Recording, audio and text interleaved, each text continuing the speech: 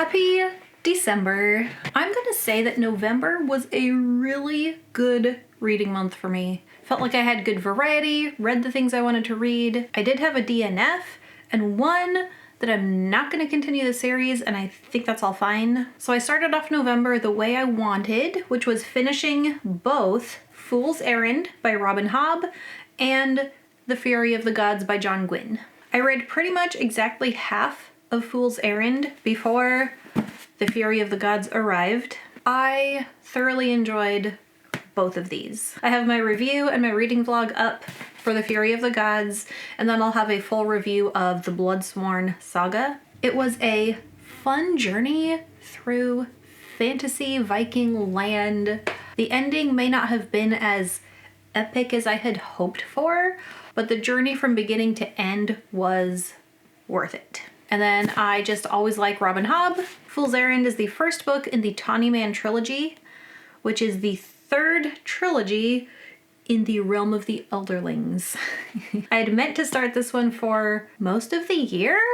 Maybe I bought it early summer and it just took me this long to get around to it because I had other books to read, and then I just really loved it. I filmed a review and a reading vlog for this one as well, because it's the kind of book that I want to get into spoilers, and it's also one that I am excited and looking forward to reading the rest. So right off the bat, November started out very good.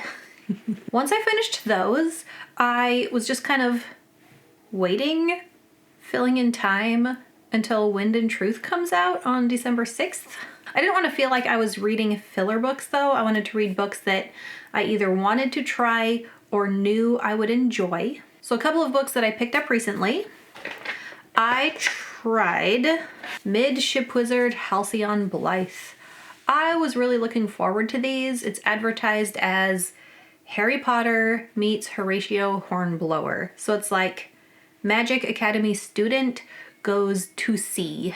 And when I started reading it, it very early became clearly obvious that this is written for a young boy audience. The main character is a young boy. He's in a group of boys serving on ship together. Just the writing style felt younger, and I decided that I don't need to read it.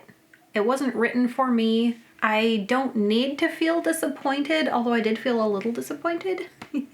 But I'm not going to get rid of it. I have this one and the second one. I just moved them from my bookshelf to my son's bookshelf because as a book written for a young boy audience, I happen to have two of those.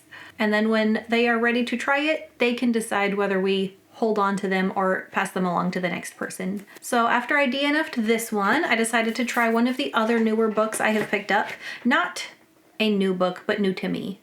I just bought it recently. The Bear and the Nightingale by Catherine Arden. So I have very conflicted feelings on this one. I felt like it was pretty good. I wanted a cozy winter book, which it was, but it was also kind of dark and creepy. I think I enjoyed my time reading it. It was hard to put down, but I don't want to read the next couple. This is the first book in the Winter Night trilogy. The main character, Vasya, goes on from here to do other things in her life, and the next two books follow her. Same main character, same world, but I don't feel a need to continue and keep reading in that world. This takes place in medieval Russia. It's inspired by Russian fairy tales and folklore, and it definitely gives those vibes. You feel like you want to wrap up in a blanket and have something warm to drink while you read it, and then maybe hide in your blanket because of the creepy parts. So, decent book, not too long, but not for me. My next unhaul, this will probably be part of that. But then I still had some time between the end of this and receiving Wind and Truth, so I thought I had time for a book I've been looking forward to. And that is the next Temeraire book. I read His Majesty's Dragon, I think a couple months ago, and I loved it. It is a new favorite, and I have been on the hunt for the next books. I know I could have just ordered them off of Amazon or gone to a bookstore or something, but I was keeping my eye out at used book sales, and I found the next 4 3 of them I found at one book sale. I was missing this one. I went to another book sale and there it was, like it had been placed there just for me. I felt like I had discovered some hidden treasure. So the second book in the Temeraire series, Throne of Jade, picks up very shortly after the first one ends. Takes place during the Napoleonic Wars, or at least the first one does. At the end of the first one, there is this battle that they fight in, and this one is very shortly after that battle. And if you've read the first one, you know where Temeraire's egg came from, and the people who have sent the egg now want the dragon who hatched from the egg back. But you can't just separate a dragon and their rider. So dragon and rider now get to go take a trip, go on a journey, see a new place, hoping they're not getting separated in the future. Temeraire himself has some trauma from the previous book. Someone had been arrested and executed in front of his dragon. And so now Temeraire is like terrified that because Lawrence is in trouble, that they're going to take him and execute him. And so Temeraire is like super fiercely protecting Lawrence right now. And from everything I've read so far, which is the first 104 pages, solidifying in my mind that Temeraire is the best dragon. And maybe Temeraire and Lawrence are the best dragon and rider pair. I don't know. I really love them. It's still weird reading a dragon and rider story that is non-magical. I am used to a book with dragons also containing magic. This one does not. It's just like historical fiction with dragons. There's been a little more action, like fighting, than I would have preferred right at the beginning.